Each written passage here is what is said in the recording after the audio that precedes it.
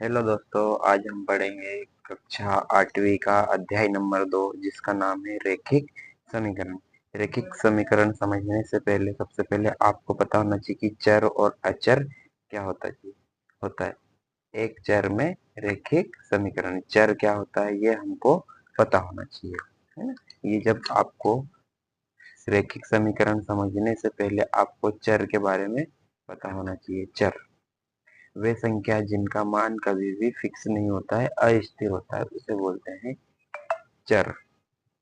जैसे एक Y Z A B C, ये जो भी जहाँ पे भी देखे थे इनका मान कभी भी फिक्स नहीं होता है। कभी कुछ होता है, एक दो तीन चार, है ना, जो पूर्णांक अंक में पूर्णांक संख्या में से कुछ भी हो सकता है। इनका मान कभी फिक्स नहीं होता है, इसलिए क्या होता है, चर कहलाते हैं। अचर वे संख्या जिनका मान स्थिर होता है, वे संख्या जिनका मान क्या होता है, जिनका मान स्थिर होता है, वह संख्या क्या कहलाती है, आपकी अचर कहलाती है। जैसे पूर्णांक, प्राकृत संख्या, ये सब क्या होते हैं, पूर्णांक में क्या आ जाएंगे, 0 1 2 3 4, जिससे कि मैंने पिछले वीडियो में आपको बताया था, -1 -2 -3, ये सब क्या होंगे, पूर्णांक होंगे। अब व्यंजक क्या होता है, हम सबसे पहले व्यंजक पता होना चाहिए। रैखिक समीकरण समझने से पहले आपको व्यंजक के बारे में पता होना चाहिए। चर और अचर के जोड़ या घटाव से मिलकर व्यंजक बनता है। जैसे मैंने कर दिया x प्लस का 2, ये क्या बन गया, हमारा एक व्यंजक बन गया ना। गुणा भी कर सकते 3x, ये क्या हो, एक गुणा हमारा व्यंजक है। एक मैंने कर दिया यहाँ पे y प्लस का 3 ना, ये क्या हमारा एक व्यंजक है, ये हमारा व्यंजक कहलाएगा। यदि व्यंजक के आगे समता, है ना, इसको क्या बोलते हैं, समता या बराबर, इस साइन को बोलते हैं बराबर का साइन, क्या बोलते हैं, बराबर। बराबर का समता भी बोलते हैं इसको। बराबर के चिन्ह का प्रयोग किया जाए तो समीकरण बनते हैं। जैसे x+2 बराबर से 0, ये क्या है, आपका एक समीकरण बन गया। ठीक है, x+2 ये क्या बन गया, समीकरण। और भी आप ले सकते हो, आप ले ली, मान लो y+5 = 0, तो ये क्या बन गया, एक आपका समीकरण बन जाएगा। अब आपको समझना है कि रैखिक समीकरण क्या होता है। ये समीकरण बहुत प्रकार के होते हैं। जैसे पहला आ गया आपका रैखिक समीकरण। रैखिक समीकरण क्या होता है, रैखिक समीकरण वे वे समीकरण जिसमें x की, जो चर की पावर 1 हो, उसे बोलते हैं रैखिक समीकरण। x की पावर 1 ही होना चाहिए। जैसे मैं यहाँ कुछ समीकरण लिख रहा हूँ, जैसे मैंने पहला समीकरण लिखा है यहाँ पे x प्लस वाई बराबर से 2।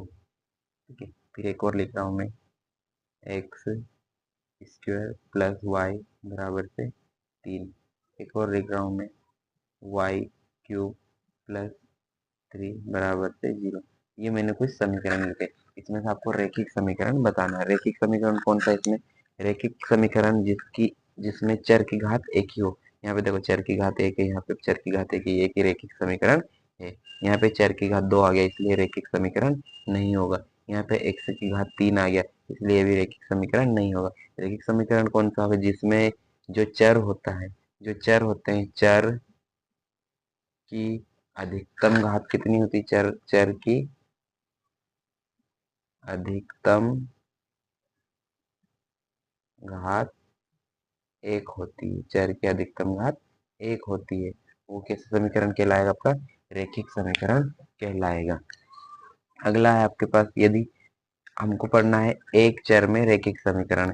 एक चर में रैखिक समीकरण क्या होता है, आपके पास घात 1 तो होना ही चाहिए, साथ ही साथ आपके पास क्या होना चाहिए, चर भी, उस समीकरण में चर भी एक ही बार होना चाहिए। जैसे इस सवाल में आपके पास दो दो बार चर आ गए, देखो एक ये रहा, एक ये रहा चर, यहाँ पे भी 2 बार चर है ना, यहाँ पे एक बार है, पर घात कितनी, यहाँ पे 3 आ गई, यहाँ पे 2 बार चर है, यहाँ पे 2 चर, इसलिए ये रैखिक समीकरण तो है, पर इसमें क्या है, चर की अधिकतम क्या हो गया, चर 2 बार आ गया, इसलिए ये रैखिक एक चर में रैखिक समीकरण नहीं होगा। हमको एक चर में रैखिक समीकरण समझना है, तो क्या करेंगे, एक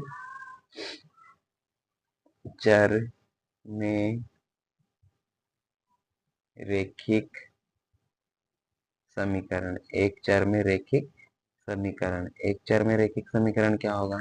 अब एक चर में रैखिक समीकरण, चर भी एक ही होना चाहिए। जैसे हमने लिखा x प्लस 2 बराबर से 5, ये चर देखो यहाँ पे चर एक ही बार है और इसकी अधिकतम घात भी कितनी, एक है, इसलिए कैसा है, एक चर में रैखिक समीकरण। y प्लस 3 बराबर से मान लो 3 कर दिया हमने, ये भी क्या है, एक चर में रैखिक समीकरण। बहुत सारे यहाँ लिख सकते हैं अपन, z प्लस 3 बराबर से 4, ये भी एक चर में रैखिक समीकरण है। आपको एक चर में रैखिक समीकरण, देखो चर यहाँ पे एक ही एक बार है और इनके अधिकतम घात एक है, इसलिए इसकी अधिकतम घात एक, चर कितनी बार है, एक बार, इसलिए एक चर में रैखिक समीकरण होगा। यहाँ पे चर एक बार है, अधिकतम घात कितनी, एक, रैखिक समीकरण भी हो और चर कितनी बार है, एक, एक बार, इसलिए एक चर में रैखिक समीकरण। यहाँ पे अधिकतम घात कितनी है, एक, चर कितनी बार है, एक बार, इसलिए भी क्या होगा, एक चर में रैखिक समीकरण। फिर आते हैं आपके पास द्विघात समीकरण, जो कि हमको पढ़ना नहीं है, हमारे पास इस चैप्टर में नहीं है ना, इस वाले अध्याय में आपके पास ये देखने को नहीं मिलेगा द्विघात समीकरण। ये आपको 9वीं 10वीं में पढ़ने को मिलेगा। द्विघात समीकरण, द्विघात समीकरण क्या होता है, अधिकतम घात x जो चर होते हैं, चर समीकरण, ऐसा समीकरण, समीकरण, ऐसा समीकरण, समीकरण जिसमें चर की अधिकतम घात 2 हो, वो क्या कहलाएगा, आपका द्विघात समीकरण कहलाएगा। जैसे एक्स स्क्वायर प्लस 2 बराबर से 5, Y square plus Z equal to 2, ये क्या हो जाएंगे आपके, देखो इसमें अधिकतम घात कितनी, एक चर की अधिकतम घात 2 है ना, इसमें भी चर की अधिकतम घात 2 है, इसलिए द्विघात समीकरण होगा। आई होप कि आपको ये चीजें समझ में आई होगी, है ना। अगर वीडियो अच्छा लग रहा हो तो आपको लाइक कीजिए, है ना, वीडियो को लाइक कीजिए और चैनल को सब्सक्राइब कीजिए। आपको ऐसे ही वीडियो आपके लिए मिलाता रहूँगा। आपको पूरा 8वीं का गणित में पढ़ाऊँगा इसी चैनल के माध्यम से। Thank you so much.